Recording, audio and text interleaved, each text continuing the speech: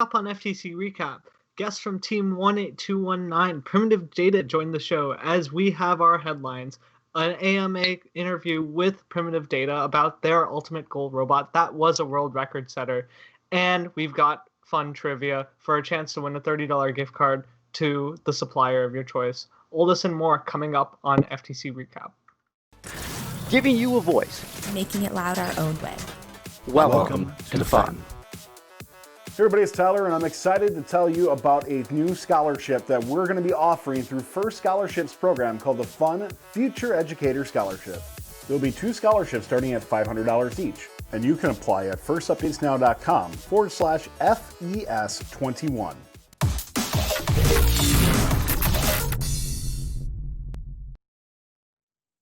Welcome to FTC Recap, where you get the breakdown and discussion of what's going on in the FTC community. For First Updates Now, I'm Ishan. Joining me is Egan. We're excited to have Cooper and Benjamin from Team 18219 Primitive Data, or PD for short, on the show with us today. They held the world record for Ultimate Goal earlier this season and came out with an amazing turret robot.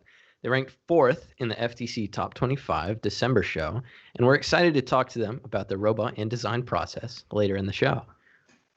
With that being said, let's get into the headlines. This video was uploaded to YouTube showing a robot that completely autonomously played Ultimate Goal by itself. It seems to use 2 cameras that look for rings and picks them up. The hardware of the robot could be improved since it misses a lot of shots due to an unreliable shooter, but overall it's a really cool concept. When watching this, it really reminded me of when Gluten Free built a robot that autonomously played Velocity Vortex, and I think it's overall a really cool piece of software. Did you guys get a chance to take a look at this? Just looking at the video now, and it looks like they've got the 2 cameras like up on the little corners there. Yep. Big fan of that. Seems like we're gonna evolve forwards, and we're gonna become like the next FLL, where they'll make us do everything auton. Vex AI, FTC AI, maybe sometime soon. We'll have to see. Did you guys take a look at this, Benjamin or Cooper? Yeah, I did. Go ahead. I like driver practice is such a big thing this year, and it's cool to see something as such a viable alternative already coming out for these remote matches where you don't have to have that driver practice. Really cool. Yeah, I know we spent a lot of time, or actually we didn't spend a lot of time on driver practice, and that definitely impeded us a little bit. So I think that teams that start implementing software like this is going to be super big, and it's also going to be really cool to see what comes out of it in the future. Great. All right. Well, next topic. To start out the new year, Team 10435, the Circuit Breakers, released a video of their robot scoring 360 points, which happens to be the current world record for Ultimate Goal. This was at a remote event, but overall their drive team looks very practiced and their robot very optimized. One thing to note is the world record occurred with a starter stack of 1 ring, and they don't shoot power shots in autonomous, which means that they have some optimization that they can do to score even higher. Overall, like, their teleop is flawless. They can improve their auto and get even higher. What did you guys think? Well, everybody's been saying it. Their drivers are insane, and the robot's great too. I was super impressed when they came out with that score on a 1 stack, and I almost didn't believe it. So it was really cool to see something like that this early. Yeah, something I think that's really, making their robot super competitive is their intake. I know most teams are going with a sort of like grippy roller, but the surgical tubing seems to be really effective, especially at intaking rings that are in a stack. And I think that's something that's really innovative about this robot. Yeah, for sure. I was surprised about their narrow intake compared to a lot of the wider ones that we've seen, but because of the way they drive, it seems to work out better for them since they aim their robot very precisely. Egan, did you see anything? I mean, Nothing. I wish I could say yes, but I mean, you guys are kind of covered most of the important things, I guess. All right. Awesome. Well, we'll go ahead and move on to the next topic. So FTC Legends. Don't know if many of you know of FTC Legends, but they're a website that aggregates rankings for teams in the past and has some essentially power rankings of teams based on how many times they've been to champs and have been in semifinals or finals. So it's been updated for the 2019 season. And any of the teams that went to the Houston or Detroit championship for Robotics are now in there. Redneck Robotics won, 724, still number one, carrying the state of Montana to like the top of the list. But there's other teams on here like Masquerade from Florida, Hotwired from Oregon, Data Force from Colorado. And you could maybe look in and see if your team's on the list if you've ever been to the World's quarterfinals. Yeah, this was definitely a huge thing back in before Cascade Effect. I know a lot of teams you should always love seeing this list, and I'm also got little bit of Maryland pride being number 2, even though we're a tiny state. I know a lot of these teams have just been legends forever, and I'm kind of glad that they've updated this list. This was, if most of you guys know FTC stats, they've got a Hall of Fame on there. This was the Hall of Fame before the Hall of Fame. And so I'm kind of glad that they've updated this and kept it relevant. All right.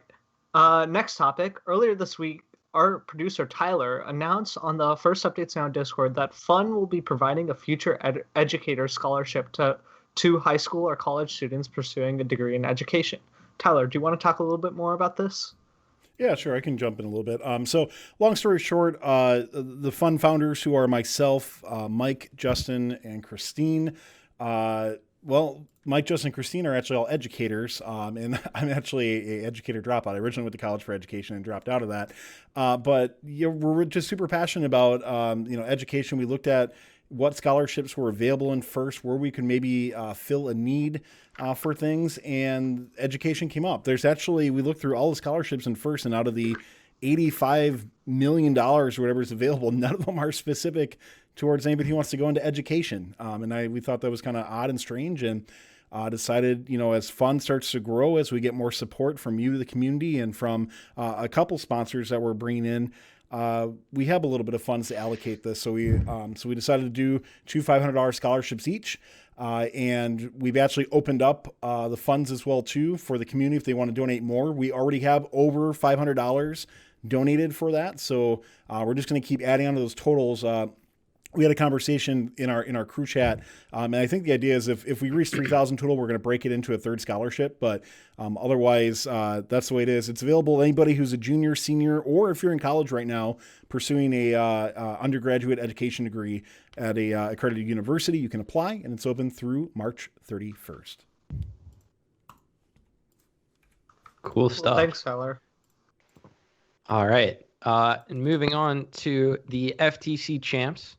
So if you remember our FTC, was it the Top 25 show? Yep, it was the Top 25 show. The Top 25 show in December, where we highlighted a town hall from First Chesapeake that caused quite a bit of panic in the FTC community that we would be having champs being a celebration and not a competition, and there would be random advancement to champs. Well, we got a response from the man himself, Ken Johnson, the director of First Tech Challenge, not First, where he clarified some of the details surrounding championships, more so what we don't know going into championships. So one of the things that is confirmed is that First Championships is going to be early August. And apparently that's it. On the list of things we don't know. social distancing rules, COVID rules surrounding that, advancement to championships, and all of that is stuff that's not been set in stone. It's still unknown, and something we won't find out until later. So, you guys have any thoughts on the state of champs right now? I just want to jump in. I don't think there's necessarily a confirmation that first champs will be in early August. I think they're saying that that's most likely when it's going to be. So unless I don't believe I saw anything that actually confirmed it's going to be for sure 100% in August. Yeah, and the fact that he says, quote, "We intend for advancement to continue to be merit-based according to how teams succeed in their respective regions and the number of teams in the particular regions," means that advancement just going to be like it was last year, so better than random advancement, but there's always room for improvement on the advancement. I'm just glad that it's not going to be random lottery, like First Chesapeake had announced. So the question is, why did they announce that then? That's what I don't get, is why is First Chesapeake making announcements? And, maybe somebody reached out to him, but why isn't there a public thing that what First Chesapeake said is inherently wrong? I don't get that. It just seems like they don't want to acknowledge what First Chesapeake said. Yeah. And I can kind of get that from First perspective, because First Chesapeake has been saying a lot of things just in general, but I also don't know why First Chesapeake came out with that before confirming anything. So interesting stuff there. I'm just glad that it's not going to screw over teams that actually deserve to advance. All right, that's going to wrap up our headlines for today. We're now going to talk to Primitive Data about their robot and design process. In this next section, let's discuss that.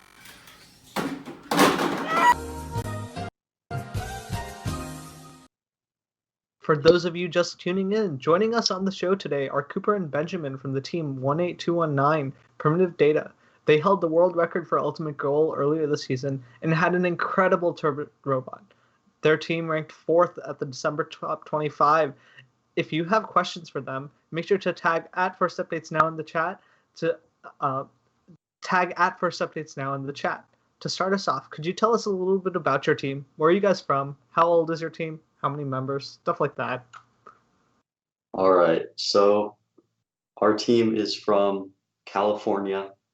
I wouldn't say what city we're from, except we're actually from, I think it's 3 different cities. So we have 8 members, and we're all sort of spread out around the Bay Area.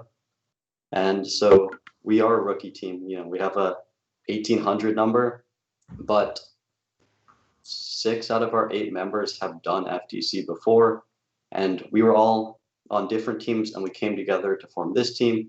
We have 2 rookie members as well, so we formed a nice, well-knit team, I think. So you guys are a community-based team? Yes. Although what's interesting is I think it's just 2, but there's 2 members on our team that because of COVID, I haven't actually met in person. We've just been doing everything online. Awesome. Egan, want to move on to the next part?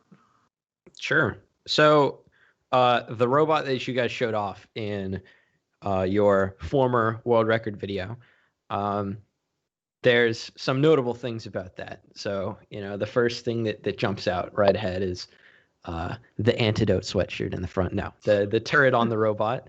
And I heard you guys were going to move away from that. So could you first start by telling us a little bit about why you went with a turret the first time around, as if you're never going to get rid of it? Sure. I'd say that the main reason that we did turret was just to have fun, and we thought we could pull it off. We had been doing a little bit of CAD with the turret over the season. We made like a sort of a robot that shot the silver minerals from Rover Ruckus, and it had a turret. So it had been on our mind a little bit, and when we saw the game, we just knew it would work well for turret. So we just went ahead and did it. So you already had it there and like ready to go.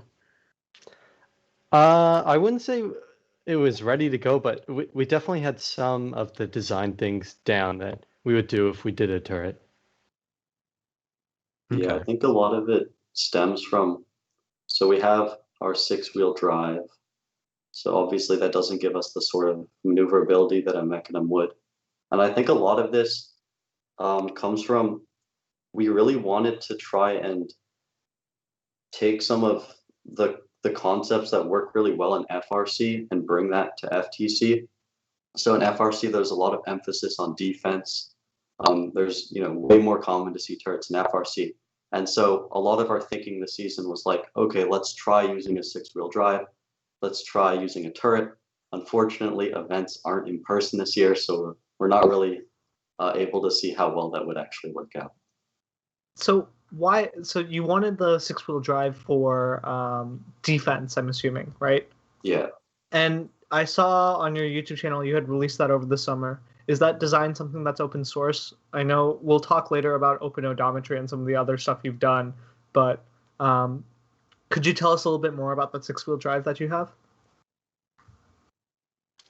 Sure. Yeah, go ahead, man.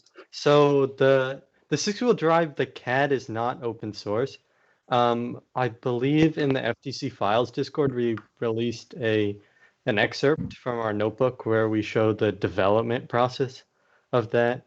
But as Cooper said, the six-wheel drive was always something that we had our minds on due to the FRC sort of aspect of it, and it hasn't really been tried too much. But we went through, I think it was 5 major iterations of the six-wheel drive before we settled on the design that you see here. What were the issues that you faced with building a six-wheel drive in a mechanism dominated meta? Well, I think our thinking was that the six-wheel drive would actually try and dominate the mechanism meta because we could just kind of push everyone around. But I think the biggest challenge with the six-wheel drive was that it was so skinny because we were using, Omni wheels instead of mechanism wheels. And then that challenge is what led us to create open odometry, which I guess we'll talk about later. But so I think that was the biggest challenge with the six-wheel drive itself, was just the size constraint. Cool. All right. There's just been a lot of talk about the turret, so I just want to dive right into it. This has to be the best executed turret I've seen ever in FTC. I've seen a couple of turrets been used in competition, and none of them are as quick or as accurate as yours. So big props to you guys, especially getting that done in your rookie year. Can you talk a little bit more about it? How do you power the rotation of it? How are you wiring your shooter? Because a big part of building turrets is being able to wire. And I know when Cybots built a turret in Velocity Vortex, they had a big issue with wiring it. And how do you transfer rings from your intake to the shooter? That was a question that somebody had in the chat. So definitely stuff that we'd like to know. All right, sure. So I can talk about how we power it a little bit. So in the teaser video, I think a lot of people recognized that it was a 3D printed gear. And the big gear is mounted to the turret, and we have a servo, a Go Build a speed servo on either side with a smaller 3D printed gear. And we use those to power the turret. Cooper, what do you want to say about the turret? I can touch on wiring. So you can see in the video there's that long black thing sticking out the back, and that is just all of the wires for the turret. So the motors and the servos and all that. We put the longest extension cord on the wires that we could, and then we just put it in some pretty thick cable sleeving so it wouldn't get like caught on anything or ripped out. So then basically we just have a big wire sticking out the back, and I think it gives us like 300 degrees of rotation before we run out. Definitely could be improved upon, but I think it works pretty well. It's Yeah, pretty unconventional for a turret to just stick a wire out the back. I think in the past I think in general we haven't really thought about how do we wire the robot too much, and this was definitely a big challenge going from not have to worry about it at all to having a turret to wire. And I think we could have taken some more inspiration from FRC to figure out the wiring a little bit better. Cool. And so could you talk about the transfer mechanism? I know that's something that everybody wants to know more about. You get it into your intake, and then you've covered up everything so nobody can see. Okay, so our transfer mechanism, I don't think right now we want to say exactly how it works. However, it is much more simple than people probably think. You know, all it's doing is lifting the rings from the bottom up to the top. So any mechanism you can think of that will do that will probably work. But yeah. Cool. So and then how do you deal with like the angling of your shooter? Because your shooter obviously shoots at an angle. So you intake them in and then they're flat. You lift them, then how do you angle them? Uh, so yeah, I guess you can kind of see it in the pictures and videos. So the base of the shooter is flat, and then the flywheels are at an angle. And then so that allows us, it's not the most efficient and it takes a ton of energy out of the flywheels, but it lets you just shoot the wheels from flat and they exit the shooter curved. And we don't need any other mechanism. We have the sort of angling flap on the end for fine adjustments, but other than that, it works okay. Cool. Yeah, that picture that Tyler has up really shows that off. Really cool. Chat's really excited about that. They're asking if it's a linear slide. If you want to say whether it is, you can. But I'm sure a linear slide would work.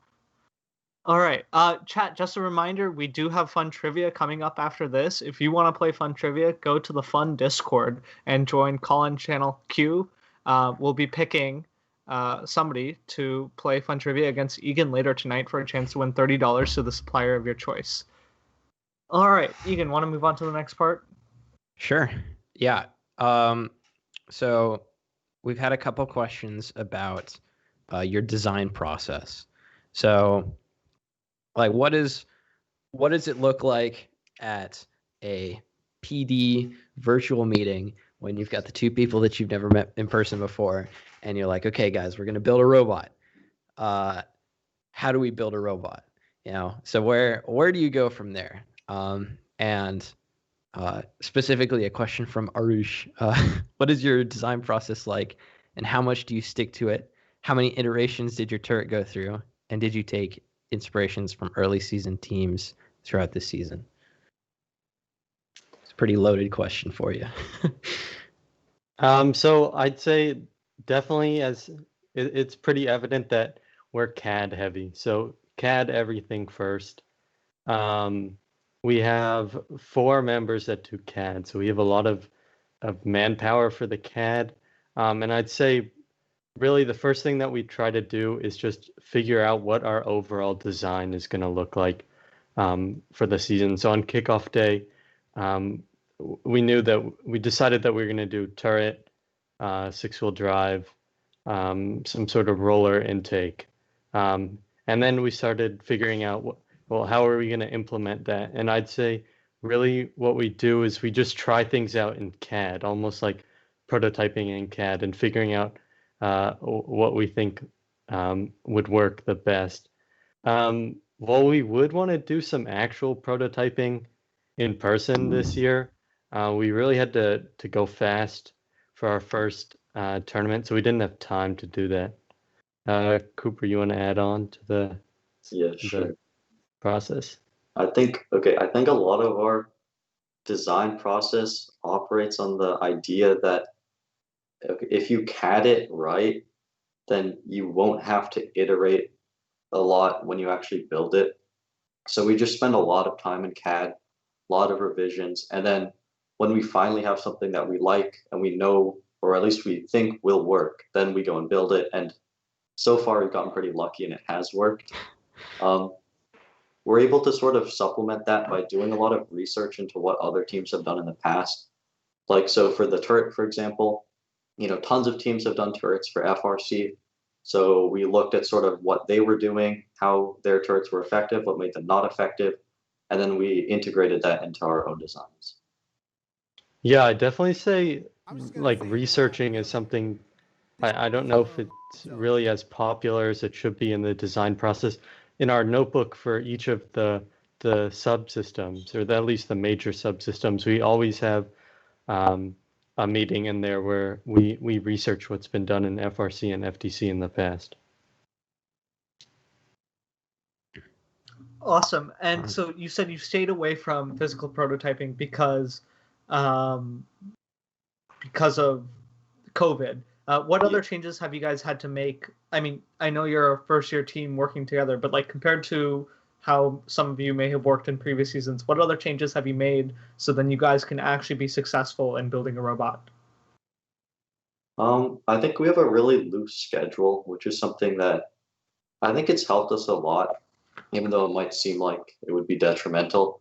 So basically, we don't have any like scheduled, we're going to meet every Saturday at 3 in the afternoon.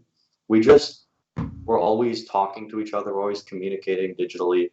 If we ever need to like, hey, I'm having trouble catting this, can someone help me with it? There's always people there who are ready to collaborate, work together. I think that's something that saved us a lot of time and also allowed us to work together even though we're online. Have you guys had any issues with getting people motivated or staying, I guess, eyes on the prize this season? I'd say, if anything, our sometimes we're busy. Members aren't really there to communicate, and since, as Cooper said, we've built up such we're so used to communicating every day, every hour, all the time, that when somebody isn't there to communicate, it can lead to unexpected results, I'd say, and just miscommunications that put us behind, or that somebody CAD something not the way it should be, something like that. Yeah, in terms of motivation, I think we tried our best to put together a team that was already done robotics for the most part, already know, this is something I enjoy, this is something I want to keep doing. So we tried to make a team of people who are already self-motivated. Cool. Sounds good. We're going to shift over to some of your more outreach-related efforts, even though they do help you with your robot. So specifically, Open Odometry. Earlier this season, you released Open Odometry, which is an open-source odometry pod that is inexpensive, durable, and easy to assemble. What was your inspiration for this? How did you come up with this design? And why did you want to do this? So as Cooper mentioned earlier, when the six-wheel drive was being CADed, basically odometry wouldn't fit, or at least the design that we had. So the challenge was we had to come up with a pod that could fit. Right there in that image, you see it inside the six-wheel drive. And then after it was CADed, we just thought it would be a good tool for other teams to have. I know Wizards.exe had their design, and it was great, and we figured that we just add on to that push towards dead wheel odometry in the community where everybody's getting it now. Yeah, no, I worked on the one for Wizards, and like this one's awesome. I highly recommend this one over the one that Wizards made because Wizards one was a little delicate and would break, and even Wizards have shifted away from using that one. So really awesome pod. I'm glad to see that the community is sticking with making more open source things available for rookie teams and making them more accessible. So really glad that that's still happening. Egan, want to move on to the next topic? Sure. So you guys have also released a 4-part video series called On Shape for FTC. So could you talk a little bit about that for us? Yeah, so we have our, I don't know how many parts it is, maybe it's 23 part Fusion for Fusion 360 for FTC series, which Ben worked on over the summer. So that was meant to teach teams Fusion 360, and then we came out with some of our other members worked on the Onshape for FTC series. So this is also meant, of course, to teach CAD to less experienced teams, but also Ben and I came from a team where we use Fusion 360 to CAD, but this season we decided that we were going to use Onshape. So this video series, in a way, also helped Ben and I learn Onshape, which was kind of fun. Really cool. I know there's been a big push towards Onshape with COVID and everything, with a lot of things being remote, and the collaboration tools in Onshape are absolutely incredible.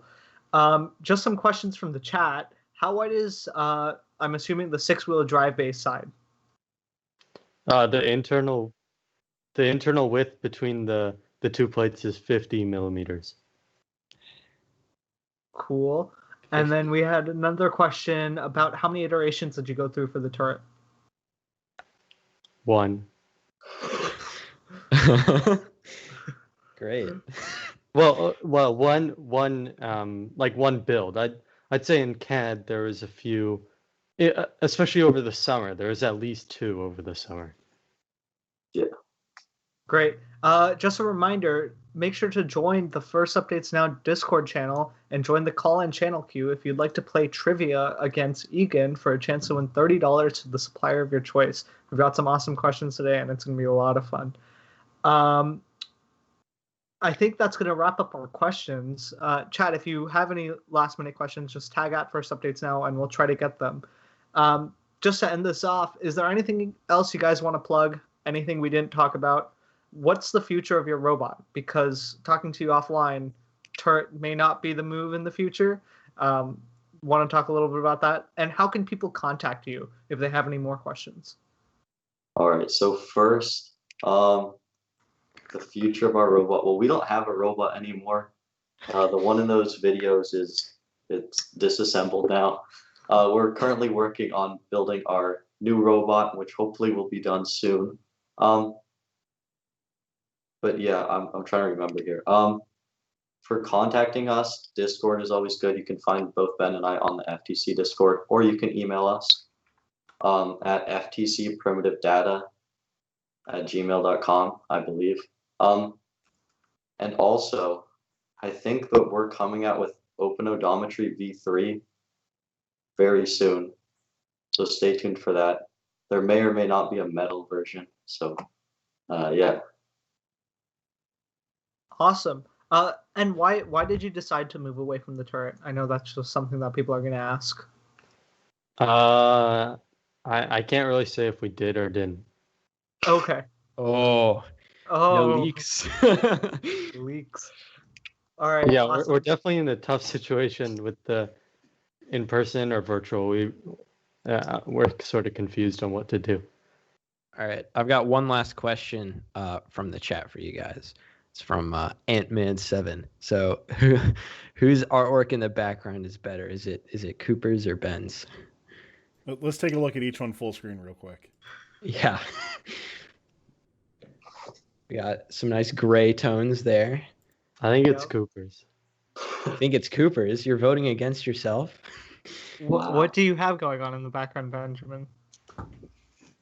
There's an Incredibles painting over there, and there's like some abstract flowers or something. I'm not really sure.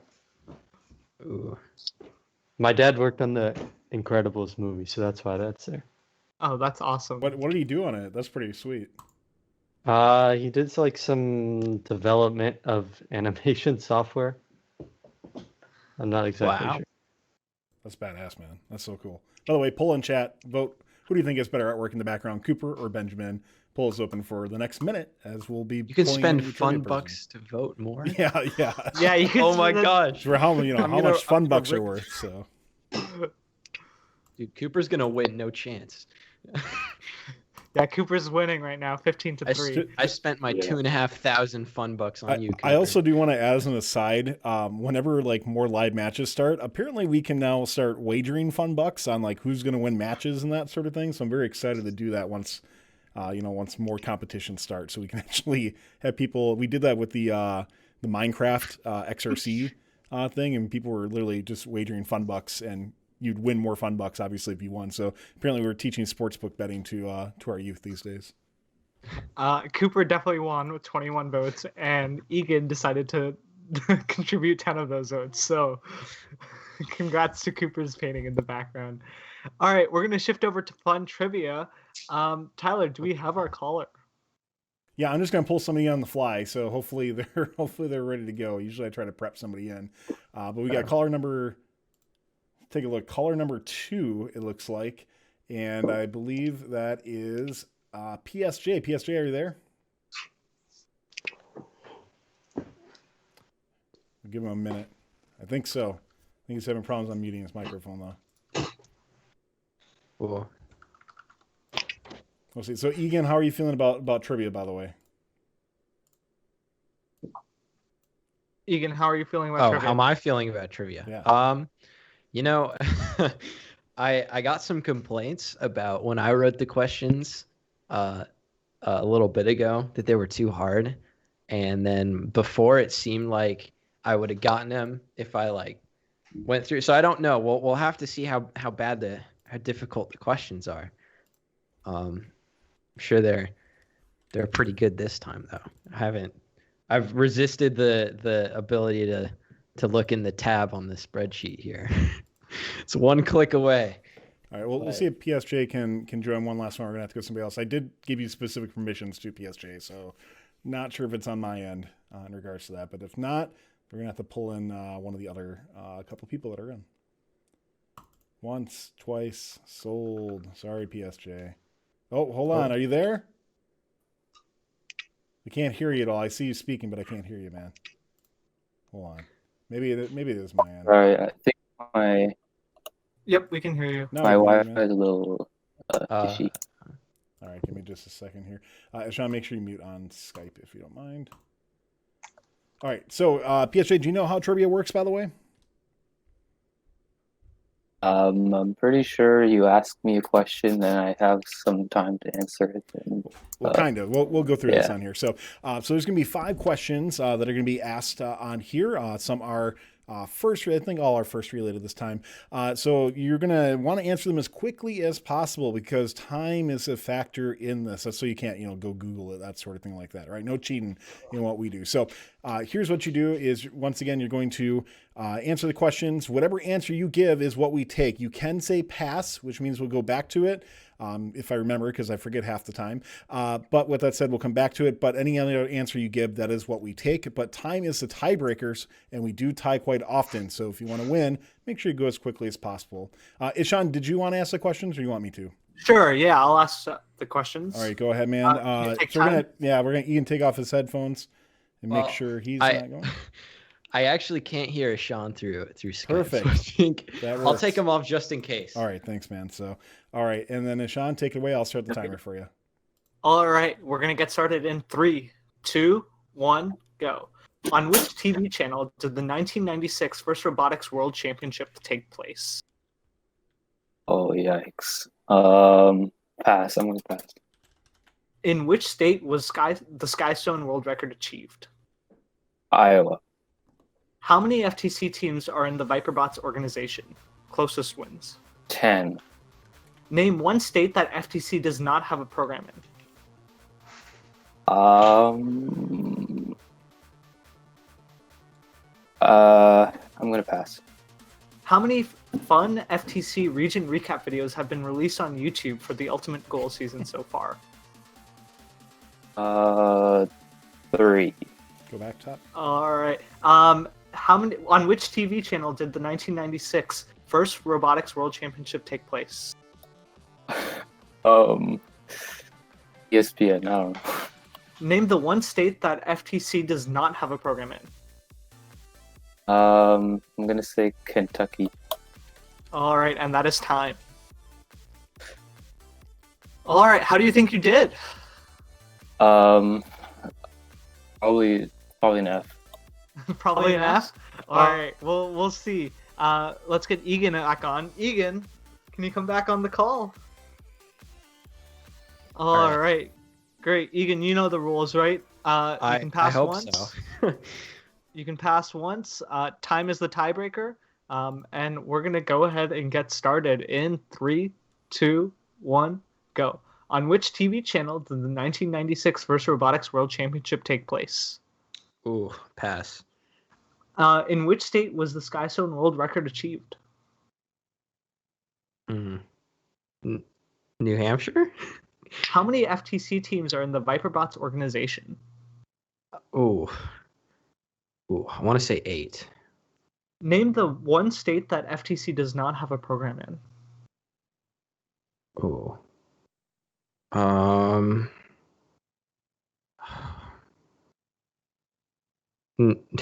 North Dakota? How many fun FTC region recap videos have been released on YouTube so far for the Ultimate Gold season? 3. On which TV channel did the 1996 first Robotics World Championship take place? I want to say like a Disney Channel or something. I don't know. All right, and that is time. All right, let's see how we have done. So the first question for both of you was, on which TV channel did the 1996 first Robotics World Championship take place? Egan said Disney. Our guest, PSJ, said ESPN. The correct answer was ESPN. I believe this was like either the second or third World Championship, and they somehow landed a deal with ESPN, and we have never been on ESPN since. In which state was the Skystone World Record achieved? Egan said New Hampshire, probably thinking about gluten-free. Our guest, PSJ, said Iowa. The correct answer was Iowa. It was scored by Recharge Green and Circuit Breakers. So our guess is up 2-0. How many FTC teams are in the Viperbots organization? Egan said 8. Our guest said 10. 8 is the correct answer, so Egan gets the point for that one. Next question was, name the one state that FTC does not have a program in. Egan said North Dakota. Our guest said Kentucky. Kentucky has a state championship. North Dakota has a state championship. Maine was the correct answer. We're tied. We're at 2 points for PSJ, one for Egan. So that comes down to our last question. How many fun FTC region recap videos have been released on YouTube for the Ultimate Goal season so far? Egan said 3. Our guest said 3. The correct answer was 4. We released one today, earlier with Oklahoma. So that's going to mean our guest takes it with 2 points to 1. That's a $30 gift card to the supplier of your choice, PSJ. How do you feel about that? PSJ, you want to give a victory speech for us today? I'd like to thank my mom and my dad and also Cooper, because he inspired me to come onto the show. And yeah. All right, well, congratulations. Congratulations to you, and we'll get you that follow up with you afterwards where you can choose what supplier you'd like to get that gift card from. Congratulations. Sure, thank you. Is PSJ on Primitive Data? No, but we know him. Okay, cool. So that's going to wrap up this episode of FTC Recap. Tyler, do you want to read out all those that have contributed? Yeah, let's give some big shout outs here for those who have stepped up to help keep fun, loud, live, and independent during the live stream. So Super MC Matrix with a tier 1 sub, 5 months. Quantum Reaver, 4 months with Prime. Ishano, 20 months. Lukewarm, 10 months and some bits. Elon Mower, 31 months. Did he switch names? I still got it wrong, so it doesn't matter. So, on that, Jason AA with the Prime sub as well. I do also want to announce on here, we'll actually be formally announcing tomorrow that Fun has been accepted into the YouTube Join program. So if you're not familiar with that, it is essentially what Twitch subs are for YouTube. So if you watch us more on YouTube and you want to help support us through there, you can also do there as well, depending what works best for you. And a shout out at the end of the stream just came in from Batboy 2021, who just says Pog. There we go. Pog. All right, Egan, want to end this up? Shoot, I gotta find that. Okay. So thank you all for follows and subscriptions we got today. Don't forget that you can subscribe for free if you have your parents' Amazon Prime. We hope you enjoyed this episode of FTC Recap. If you want to stay connected with what First Updates Now FTC is doing, follow us on Twitter, Facebook, and Instagram at FunFTC. And don't forget to join our Discord through the link in the chat. On behalf of myself, Egan, and our producer Tyler working behind the scenes, I'd like to thank you for tuning in, and thank you to Primitive Data for coming to the show. Thank you. Thanks for watching. If you want more fun content, be sure to subscribe and ring the bell to be notified about our latest videos. Keep the conversation going and provide your input to our content. Watch our live shows at twitch.tv/firstupdatesnow. Join our Discord at discord.gg/firstupdatesnow and check out Fun FTC on Facebook, Instagram, and Twitter, and First Updates Now on Facebook, Instagram, TikTok, and Twitter.